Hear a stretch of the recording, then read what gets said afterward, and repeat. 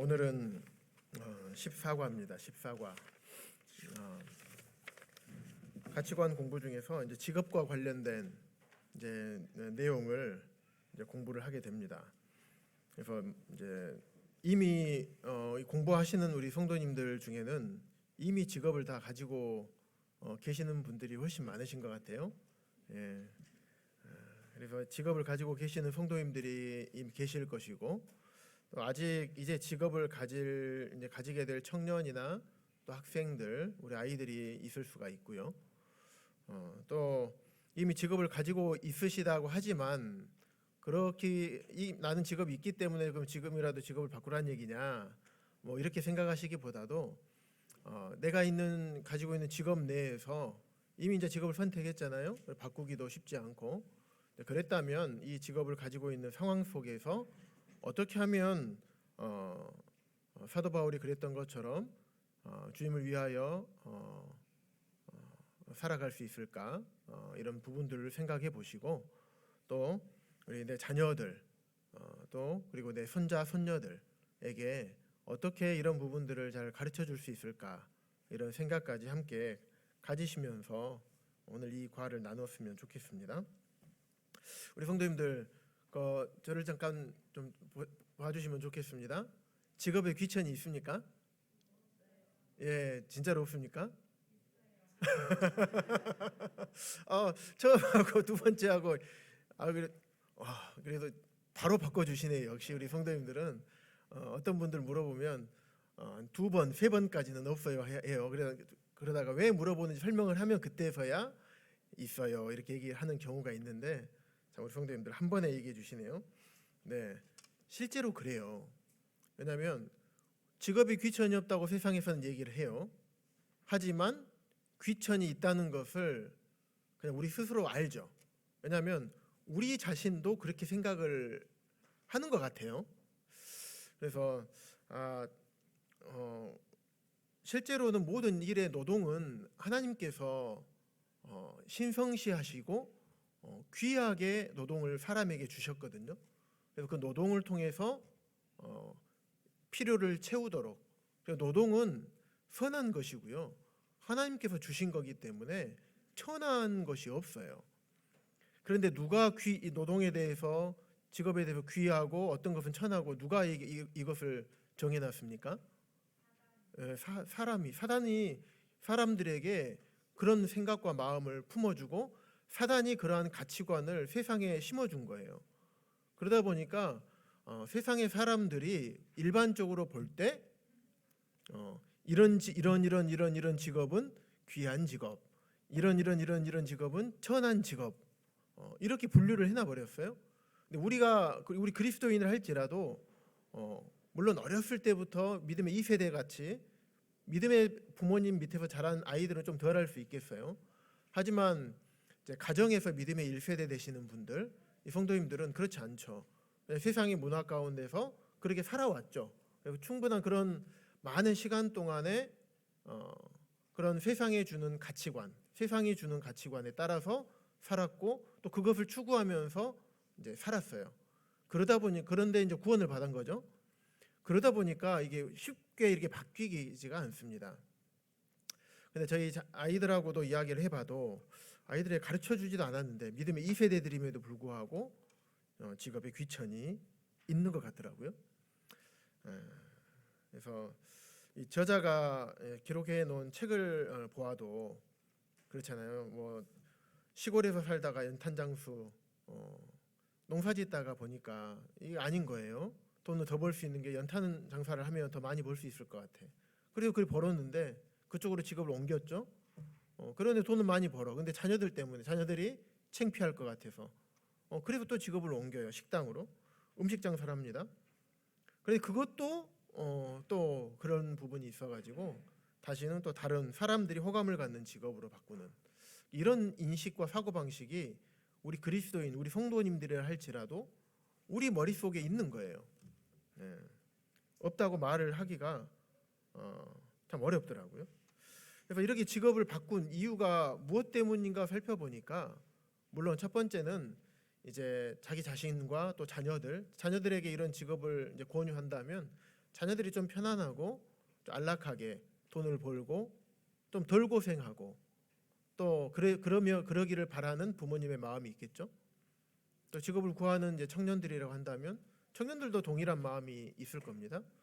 좀 더 같은 시간을 투자하는데 좀 더 많은 수익을 얻고 같은 시간을 투자하지만 좀 더 쉽게 힘들이지 않고 많은 돈을 벌 수 있는 것, 그것을 일반적으로 좋은 직업이라고 생각을 하다 보니까 그런 직업들을 이제 추구하는 경향이 있어요. 그래서 그런 경우가 있고 또 한 가지는 다른 사람들의 눈을 의식하는 경우가 되게 많아요. 그러다 보니까 직업을 바꾸고 직업에 대한 가치관이 이제 그런 쪽으로 이제 바뀌어 가는 것이죠. 근데 사도 바울 여기 책에 나와 있는 것처럼 사도 바울의 직업이 무엇이었습니까?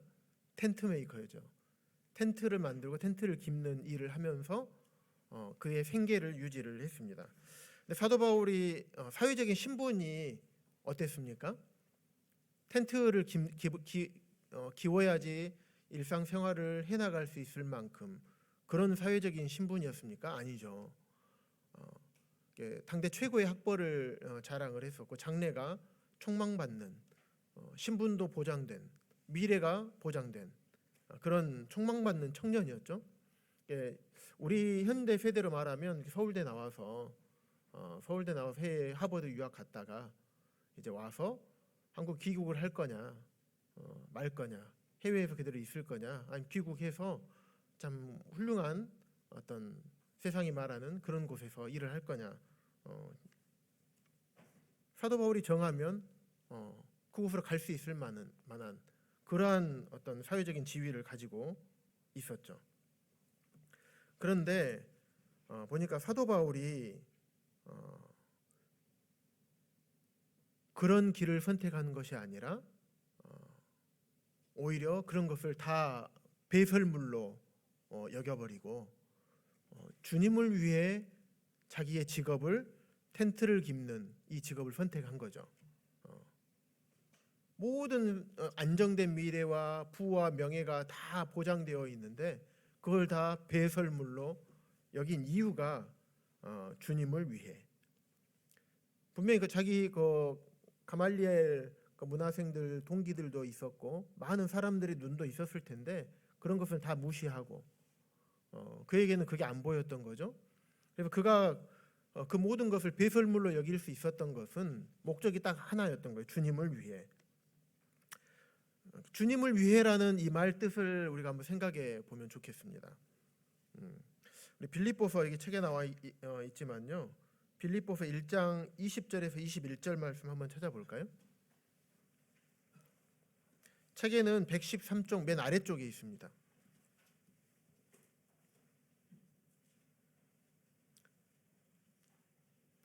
제가 읽어드릴게요. 나의 간절한 기대와 소망을 따라 아무 일에든지 부끄럽지 아니하고 오직 전과 같이 이제도 온전히 담대하여 살든지 죽든지 내 몸에서 그리스도가 존귀히 되게 하려 하나니 이는 내게 사는 것이 그리스도니 죽는 것도 유익함이라. 주님을 위해라는 것은 예수 그리스도가 존귀케 되는 것. 사도 바울의 인생의 목적이 그거였던 거예요. 그러다 보니까 그런 수많은 것들을 동기들의 눈, 다른 사람들의 눈 의식하지 않고 안정된 미래와 안정된 부와 명예를 다 이제 버리고 그 길을 갈 수가 있었다라고 성경은 말하고 있습니다.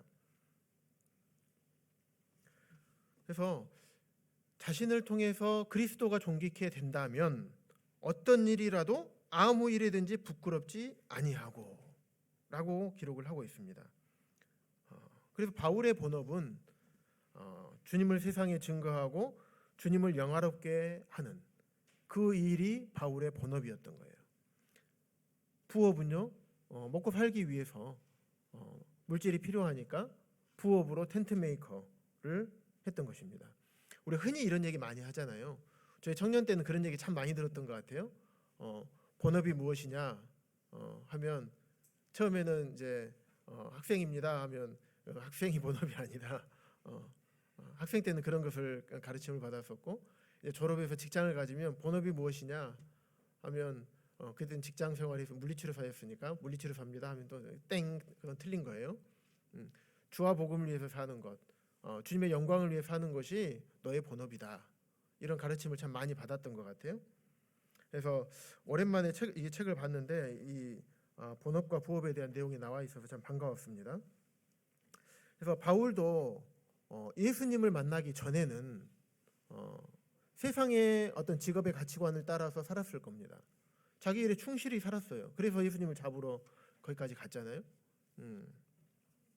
그런데 예수님을 만난 후에 그의 삶과 가치관이 완전히 바뀌어 버렸어요. 참으로 귀한 것이 무엇인지를 깨닫게 된 거죠. 눈이 열린 거죠. 우리가 가치관, 우리 처음에 공부할 때 선지 형제님이 얘기해 줬던 것처럼 무엇이 귀한 것인지를 아는 것. 바울은 그것을 알게 됐던 거예요. 마태복음 13장에 보면 밭에 감추인 보화의 비유를 우리 성도님들 잘 아실 겁니다. 그것의 가치를 안다면 전 재산을 팔아서 그 밭을 사겠죠. 왜? 그 밑에 보화가 있기 때문에. 사도 바울은 그것을 알았던 겁니다. 그래서 예수 그리스도가 높아진다고 한다면 다른 모든 것을 포기할 수 있었던 것입니다. 그러면 우리 구체적으로 좀 들어가 보면 예수 그리스도가 높아진다는 것, 이게 뭘까요? 예수 그리스도가 높아진다는 것, 이거는 어떤 막연한 어떤 이상을 추구하는 것이 아니라 실제적으로 우리 삶에서 그리스도가 높아지는 것. 몇 가지 항목을 제가 생각을 한번 해봤어요. 첫 번째로 주님의 말씀에 순종하고 또 말씀에 기록된 가치를 따라서 선택하는 것. 예를 들면 직장을 선택하는 것에 있어서 우리가 직장에 대해서 이제 배우기 때문에 그래서 직장을 선택할 때 어떤 참 주님의 영광을 위해서 이 일을 통해서 주님께 영광을 돌릴 수 있는 이런 직업을 선택을 해야 되겠죠. 이 일을 통해서 주님께 영광을 돌리지 못하는 이런 직업은 선택을 우리 사람이 생각해서도 그런 직업이라면 선택을 하면 안 되겠죠. 또 두 번째 또 생각해 본 게 주님과 함께하는 모이기를 힘쓰라는 주님 말씀에 잘 순종할 수 있는 직업을 택하는 게 좋겠죠. 또 뭐 생각해 본다면 세상에서도 불법적인 것이 아닌 것들을 그런 직업을 택하는 것이 좋겠죠. 그래서 불법이나 막 편법은 뭐 불법이 아니긴 하지만요. 그래서 온갖 술수를 통해서 그런 불법을 저지를 수밖에 없는 그런 일이라고 한다면 그런 직업은 선택을 하지 않는 것이 좋겠죠. 아무리 돈을 많이 벌고 안정된다 할지라도요. 그래서 이런 주님의 말씀에 기록된 가치를 따라 선택하는 것이 첫 번째가 되겠고요. 두 번째도 생각해 본 것은 주님과 복음을 위하여서 물질을 드리고 또 자신의 삶과 또 시간을 내어 드리는 것. 이랬을 때 예수 그리스도가 높아지겠죠. 예를 들면 어떤 직장을 제가 이제 잡았어요. 제가 이제 남원에서 직장 생활할 때 이런 일이 있었어요. 오픈 병원이다 보니까 되게 바빴어요. 인력도 수급이 안 되다 보니까 앰뷸런스 운영을 이제 이 치료사들한테 시키게 되는 거예요. 그럼 이제 주일날도 앰뷸런스 운행을 해야 되니까 당직을 쓰라고 이제 병원에서 또 여직원들은 이제 앰뷸런스 운행을 못 하니까 남직원들 중에서 이제 주일날 당직까지 시키는 거예요. 토요일하고 일요일까지. 병원은 일반적으로 남직원이 많습니까? 여직원이 많습니까? 대부분 여직원이에요. 대부분 여직원입니다. 그러다 보니까 몇 명 안 되는 한 손가락 안에 드는 이 남직원들이 이제 평일 야간뿐만 아니라 주말에도 앰뷸런스 당직을 서야 되는 거예요. 막 주일날 쓰라고 하는 거예요. 뭐 어떻게 해야 됩니까? 물론 당직 쓰면 당직비가 나오긴 합니다. 그때 당시로 제 기억으로는 5만 원 줬던 것 같아요. 날 세기로 하는데 어쨌든 돈은 벌 수 있죠. 하지만 주님을 위해서 그 돈을 버는 것을 이제 포기할 수가 있는 거죠. 그래서 주와 복음을 위해서 더 벌 수 있지만 평일에도 야근을 할 수 있지만 야근을 하지 않는 것들 이런 것들이 포함이 될 수가 있겠죠. 직업과 관련된 내용만 다뤘을 때 그렇다는 얘기입니다. 세 번째, 모임에 참석하기 위해서 직장에서 받게 될 모욕과 수치를 감내하는 것. 예를 들면 다 이제 제가 경험한 것들만 이제 말씀을 드릴 수밖에 없어요. 직장에 들어가는 회식을 합니다. 근데 하필 수요일, 금요일만 회식을 잡아요. 수요일은 한 주간의 중간에 있기 때문에 회식을 잡고, 금요일은 한 주간의 마지막에 있으니까 회식을 잡고 그래요. 그러면 어떻게 합니까? 우리는 집회를 참석해야 되고 또 사회도 봐야 되고 때로는 말씀도 전할 때도 있고, 그런데 이제 어떤 부서를 책임지고 있는 사람이라 그래서 무조건 참여해야 된다는 이런 논리를 내세워서 이제 압박을 합니다. 병원장님부터 이사장님까지 해서 압박을 하면 참 어떻게 참 입장이 곤란하잖아요. 네. 그런데 거기에서 그럼에도 불구하고 죄송합니다. 제가 예수님 믿는 사람이기 때문에 주님의 말씀에 따라서 이렇게 교회에서 하는 집회에 참석을 해야 됩니다라고 말씀을 드리고 참석하는 것들. 때로는 1차 식사만 간단하게 하고 집회에 참여하는 것들, 뭐 이런 것들이 될 수가 또 있겠죠. 또 우리 청년들 같은 경우는 이제 직장을 잡게 되면 신입사원 때 어떤 회식을 할 겁니다. 그러면 그 자리에서 이제 술을 권유하고 건배 제의도 하고 막 이렇게 하거든요. 그럴 때 이제 이거 어떻게 할 것이냐, 주의 말씀에 순종하기 위해서 거절할 줄 아는 용기가 또 필요하겠죠. 어쨌든 주님의 말씀에 순종하기 위해서 또 모임에 참석하기 위해서 직장에서 받게 될 모욕과 수치 이런 것을 감내하는 것도 예수 그리스도를 높이는 일이 될 수가 있겠습니다. 또 나는 이렇게 하는 이런 일들을 하는 것을 좋아하지만 하지만 주님께서 이렇게 하는 것을 더 선호하시고 말씀을 비추어 봤을 때 그런다고 한다면 그러면 이쪽을 선택하는 것도 될 수가 있겠죠. 또 성도들과의 관계에 있어서도 그럴 것입니다. 성도들과의 관계가 서먹서먹하거나 어떤 어려움이 생겼어요. 그래서 나는 저 성도가 마음에 들지 않고 또 나를 힘들게 하지만 주님 말씀에 따라서 서로 받으라라는 말씀에 따라서 서로 받고 또 서로 사랑하라는 말씀에 따라서 사랑하고 온전히 합하라라고 하는 말씀에 따라서 합하고 성령이 하나 되기를 힘써 지키라고 했을 때 말씀에 따라서 성령이 하나 되게 하신 것을 힘쓰고 말씀에 따라서 내 자아를 내려놓고 또 말씀에 따라서 내 자존심을 내려놓고 서로 받고 사랑하고 하나로 합하는 것, 이런 모든 것들이 예수 그리스도가 높아지는 것의 일환일 거라고 생각이 됩니다. 사도 바울은 이런 부분들, 어쨌든 직업에 관련해서는 생각해 봤을 때는 사도 바울은 예수 그리스도가 높아지는 것이 이 사도 바울의 삶의 목표였던 것입니다. 그래서 부업에 충실하기 위해서 본업을 소홀히 하는 것은 어떻습니까? 어떻습니까? 이해가 됩니까? 어리석은 것일 것입니다. 그래서 주님을 높이기 위해서 세상에서 촉망받던 자신의 미래를, 이 부업이죠. 부업을 내려놓고 본업에 충실한 거. 그러기 위해서 그런 세상에서 봤을 때는 하찮은 직업을 선택한 것. 이게 바울이 선택한 어떤 직업에 대한 가치관이었던 것입니다. 보면 교회 안에서도 보면 힘들게 일하시고 또 세상에서 여러 가지 이유로 인해서 세상에서 인정받지 못하는 직업을 가지고 힘들게 일하면서도 주님을 사랑하고 주님께 헌신된 이런 성도님들이 계십니다. 세상에서는 어떻게 보면 쓰레기 청소하고 음식물 쓰레기를 치우는 직업, 또 때로는 정화조를 정리하는 푸는 직업, 이런 직업에 대해서는 어떻게 생각할까요? 굉장히 천하게 여기고 터부시 여길 겁니다. 내 자녀가 그런 직업을 갖는다면 어떻게 하실 겁니까? 아이고, 야, 그거 진짜 좋은 직업이야. 생각해봐. 청소부가 없으면 세상이 어떻게 되겠니? 쓰레기야, 다 쓰레기 천지가 되지 않겠어? 정화조 푸는 사람이 없으면 야, 다 똥바다가 돼. 음식물 쓰레기 치우는 사람이 없으면 어떻게 되겠니? 세상에 음식물 썩는 냄새로 막 악취가 나서 사람이 살 수 없을 거야.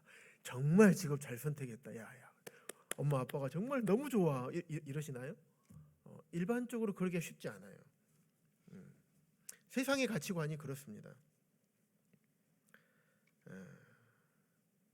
세상은 그런 일을 하는 사람들을 귀하게 여기지 않는 가치관을 갖고 있지만 우리 그리스도인들은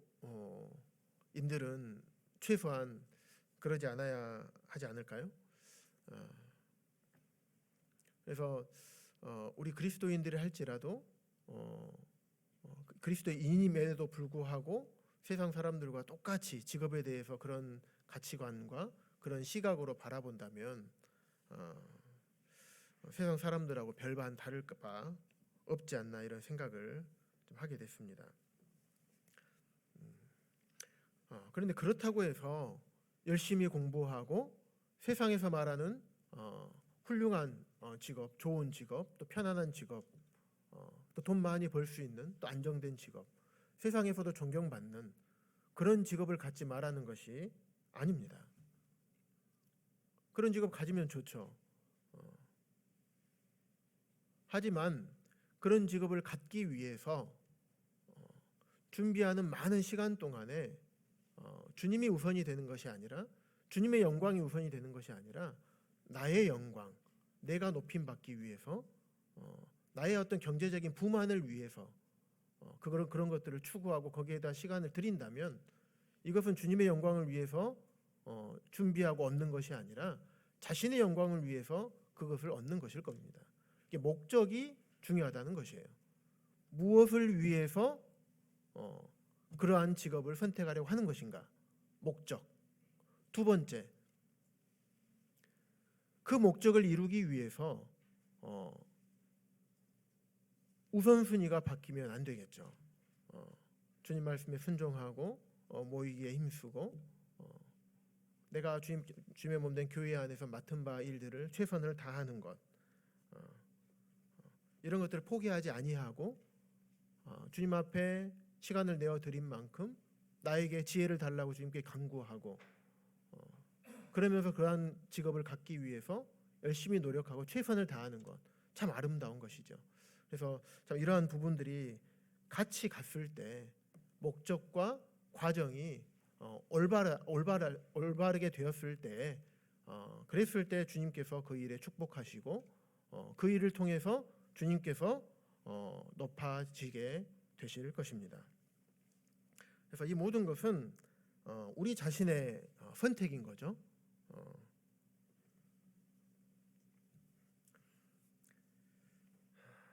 그래서 여기 책에 보니까 직업에 대해 누가 물어보거든 하면서 이렇게 대답하라고 합니다. 저는 무슨 일 하십니까? 물어보면 저는 주님과 동업합니다.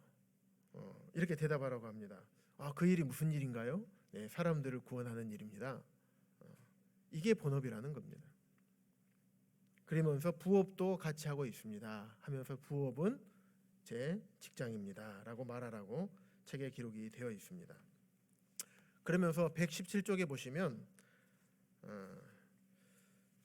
저자가 이렇게 얘기합니다. 117쪽 맨 아래쪽 아래에서 네 번째 줄 한번 볼까요?